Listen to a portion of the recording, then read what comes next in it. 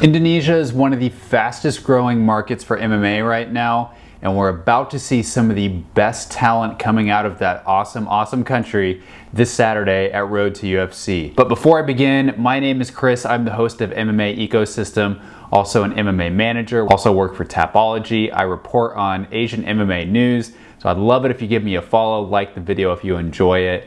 Thanks a lot. So let's get into it. Today I'm going to talk about Windris Patilima. He is an Indonesian welterweight who is moving down to fight at Road to UFC this weekend against Shin Haraguchi. And I want to take a look at kind of his resume, his skills. Does he have what it takes to be in the UFC, or at least successful in Road to UFC against Shin Haraguchi? So I'll kind of give you a brief overview of his resume, and then we'll take a look at his 3 most recent fights and kind of pick them apart, see what his strengths, his weaknesses are, so we can see how he's going to fare in the tournament, if he is going to be able to make it far against Shin Haraguchi, who's one of the best MMA prospects right now. Let's take a look. So first of all, he is the One Pride MMA welterweight champion. He has defended the belt a couple times, and he is still at a pretty good 8-0. He comes from Kota Mobagu, North Sulawesi Island in Indonesia. He's trained at a couple different places in Indonesia, but he has trained most recently at Bali MMA, also at Tobubuan Sitawaya camp.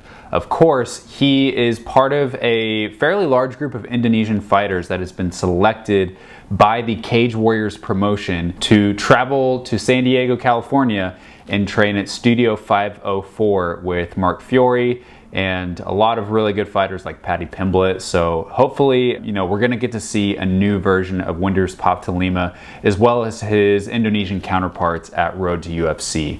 So that's kind of his training history. He went pro in 2019. He is 8-0 still, and really I'm fairly impressed with his competition given what has been available to him. So let's take a look at his record. He has finished 7 of his 8 fights, which is always pretty impressive. Considering that there aren't a lot of fighters at the heavier weight classes, he's done pretty well for himself in finding high quality competition. You look at his last 4 or 5 fights, they're all fighters with pretty good records: 4-0, 6-1, 6-0, 3-0-1, 4-3. So some pretty decent records there, some undefeated fighters, some good prospects coming out of Indonesia. And anytime you have a fighter that is continually beating other really good prospects and finishing them, that means it's time for them to take a step up. So that's what I'm seeing with Windris Patilima's record. He is submitting and finishing guys by ground and pound, and over and over he's beating the best competition that One Pride MMA can throw his way, and he's finishing them. So he's ready for a step up. The other interesting thing about all of his opponents is at the time that he fought all of these guys, all of them had also only exclusively fought for One Pride MMA. So that's interesting. What that tells me is that he's been fighting a lot of fighters with probably a lot of similar skill sets. All these same guys are coming and getting all their experience in One Pride MMA. And as great as One Pride is, and as much as I love One Pride, he's not getting a lot of exposure to fighters outside of Indonesia, fighters that have fought internationally. So this will be his first time to travel outside of Indonesia and fight someone who has not exclusively fought for One Pride MMA. I went ahead and watched through all the fights that I could find on YouTube, which fortunately with One Pride MMA, all their fights are on YouTube. Mostly what I see from Windris Patilima is that he's got some really good wrestling, really sharp offensive takedowns, double legs, adjusts well. Where he kind of feels comfortable is both on the back and also in side control.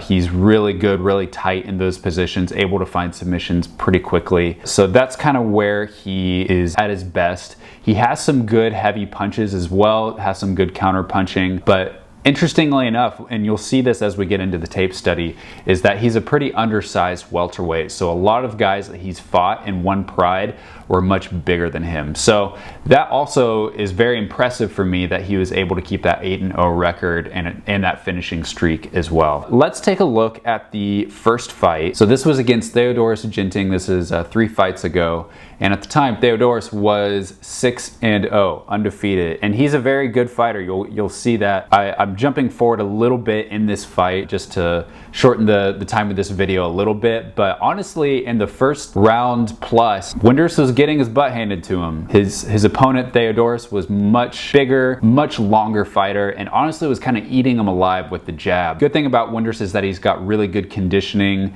He takes a punch pretty well, but early in this fight, he wasn't really moving his head very well. He was just getting tagged and basically pressed up against the cage and jabbed a lot. So I'm playing this fight now. Let's take a look here. You'll get to see a little bit of how Jinting was fighting. He's really working off that jab, but he started to get a little bit overconfident. Look here, whack. Caught with that right hand. That right hand changed the course of this whole fight. Of course, this was at 150 of round 2. And then you see that fire come back with Windris Patilima. He's throwing some heavy heat there. Getting a little bit wild. But yeah, Jinting's bell is definitely running. You see that in his eyes. You see that in his posture. He's trying to fire back there. Goes for a head kick. Blocked by Patilima. Going for a spinning back kick. But for the first time, Jinting is starting to backpedal a little bit. Patilima was the one backpedaling, and you know, Windris, he sees it. He sees that his opponent's hurt. He's not as dominant. And wow, look at there, going for a desperate takedown shot after he got tagged. Patilima, his takedown defense, okay, but Jinting actually was able to complete that takedown. That's very interesting. We'll see. We'll remember that. Not a good look when you get taken down by a guy that's really hurt. But yeah, at this point, Jinting, he's had his bell rung a couple times, mouth wide open. Patilima a little bit tired too, but I think he's also just trying to pace himself, not trying to burn himself out, because this is a 5-round fight in One Pride MMA.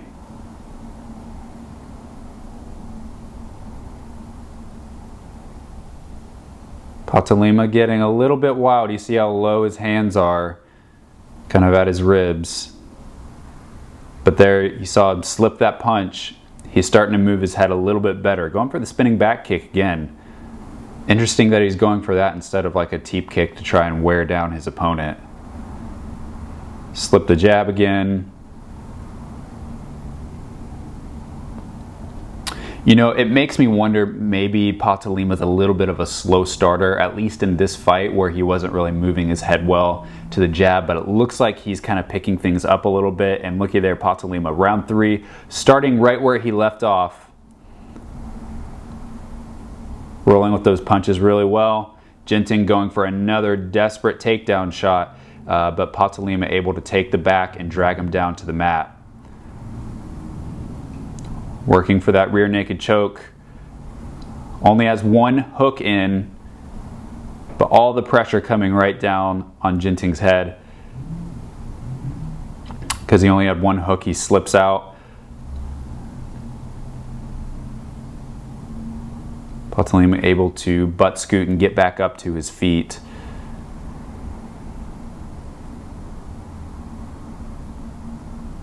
Nice body shot from Patilima. Left hook.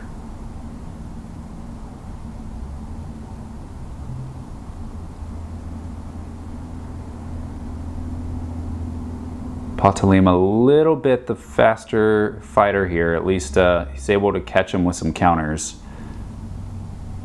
Slip, throws a left hook. Very nice.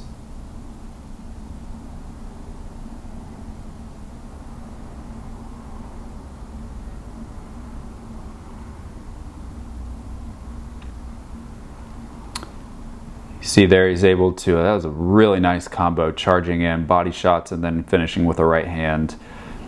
But you see Patilima's getting a better sense of the distance of Jinting. This was a hard fight, fighting this opponent that was so long and so much bigger. You see how much bigger Jinting is than him, but you know, Patilima's starting to find his range, still getting tagged occasionally. But his opponent is wearing down.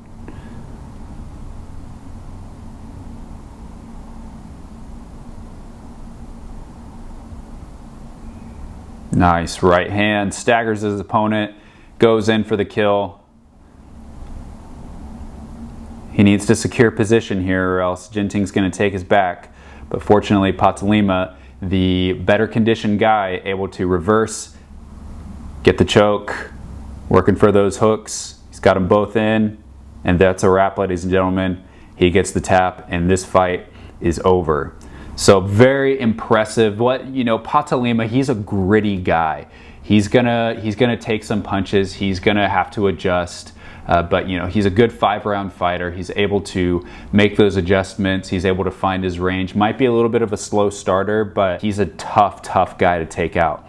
Okay, the next fight is against Munster. So this was a catchweight fight. Not sure what weight this was at, but this fight was a much quicker fight. Okay, so this was after the Ginting fight. Again, you see Patilima, the smaller guy. He's a lightweight fighting in a welterweight fight. Nice low kick from Patilima. You're going to see these are really good weapons that Patilima has, these low kicks. Nice, fast double leg. Goes right into side control. That's really skillful how he moves to side control instead of just accepting the full guard. Really like that. And there he is in side control, one of his favorite positions. Munster tried to scoot out of it, but Patilima adjusts, keeps it tight, using the forearm to break down the posture or keep Munster from posturing up, trying to shrimp out.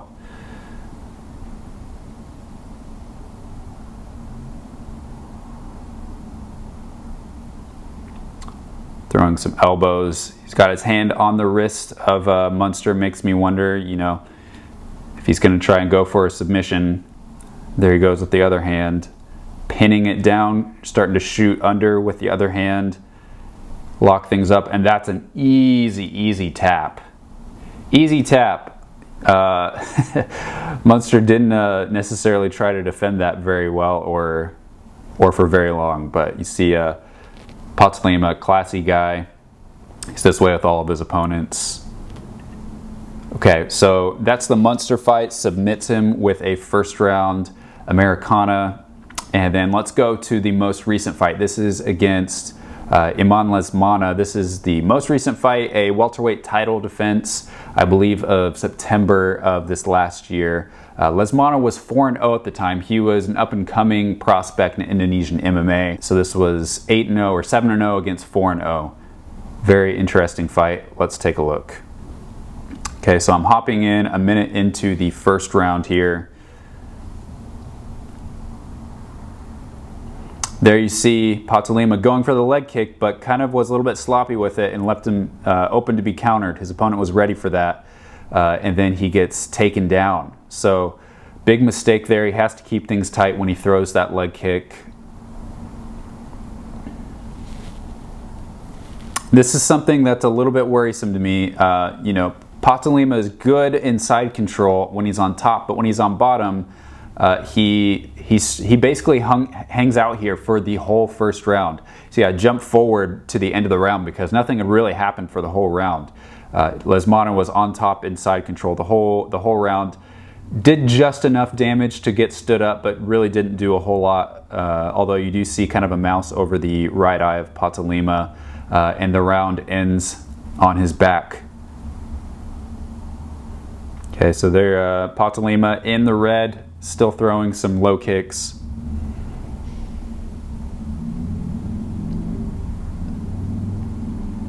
Kind of goes for a lazy straight right there and gets countered. But there he goes again for the low kick. Trying to slow down Iman Lesmana.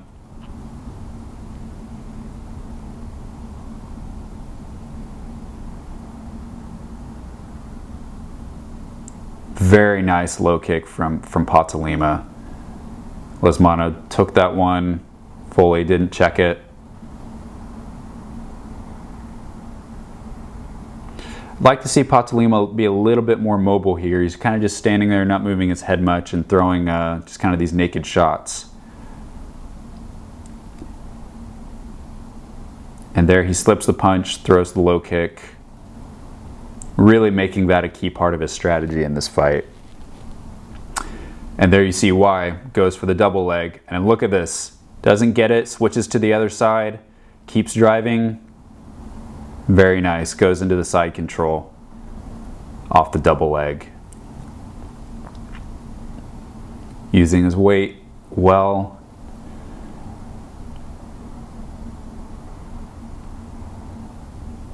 He's got that shoulder isolated. Keeping Lesmana flat on his back where he can work for a submission.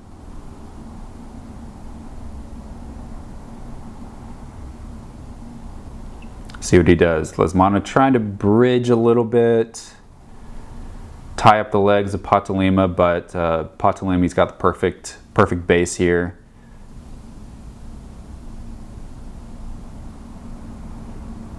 Using a little bit of a crossface.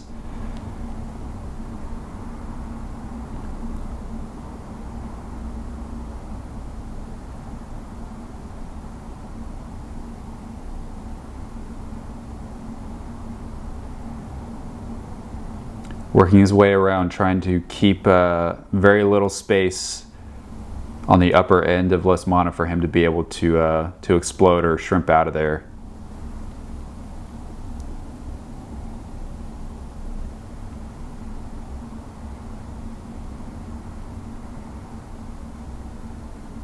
And there he goes. He finds his grip, locks it up, cranks it.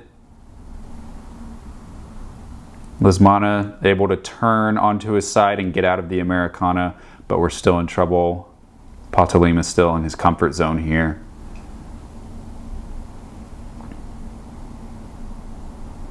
And there you see he's still kind of playing around with the grip on that wrist a little bit.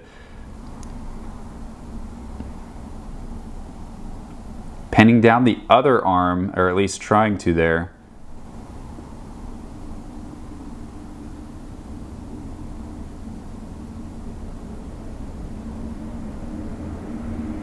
And there he goes, boom.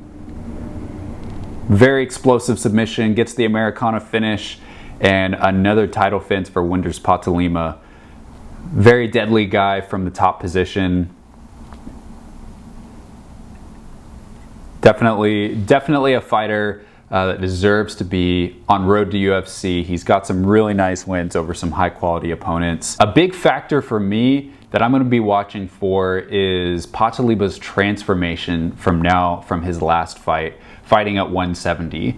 He's cutting down 15 pounds, which I feel like shouldn't be too hard of a drop for him, but is he going to have a size advantage versus Shin Haraguchi? That's the main thing for me, is how is he going to look potentially as a bigger fighter, dropping down for the first time, training at Studio 504, potentially in better shape than he's ever been. Really excited to see this new version of Windris Patilima. Of course, he is fighting Shin Haraguchi, who is one of the favorites to win the whole tournament. Shin is a really good wrestler, which could be bad for Windris Patilima if he's not able to defend the shot and is on his back. We saw in some of those fights, he wasn't always the best at getting up off of his back. Has really good offensive wrestling, but not always the best defensive wrestling. We'll see how that fares, the wrestling of the two styles. Of course, it's definitely going to be interesting if Patilima has a size advantage over Haraguchi.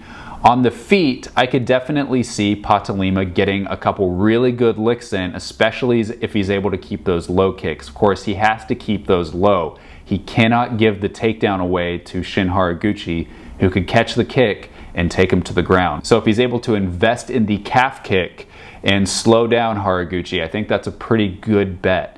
And we've also seen Patilima, he can take a couple good shots, he can get taken down, but he's never out of the fight, so you can't count him out until the last bell. Honestly, I'm not totally sure how this fight's gonna go. I've always been high on Shin Haraguchi, thought that he would be a great favorite to win the tournament if he was ever in road to UFC, so here he is. I probably lean a little bit towards Haraguchi just because of his wrestling, but I'm definitely not going to be counting out Patilima. He's a very dangerous fighter, both with the submissions, but also he's got some good power and who knows what kind of improved version of him we'll see. But what do you think of this fight? How do you think it's going to go? How do you think Patilima is going to do against this really good prospect in Shin Haraguchi? I cannot wait for this fight. One of my absolute most anticipated fights of Road to UFC 2023. Thanks so much for watching, guys. Subscribe to the channel if you have not already. Hope you enjoyed that breakdown of Windris Patilima's skills. Check me out on Instagram, on Twitter, and until then, enjoy the fights this weekend.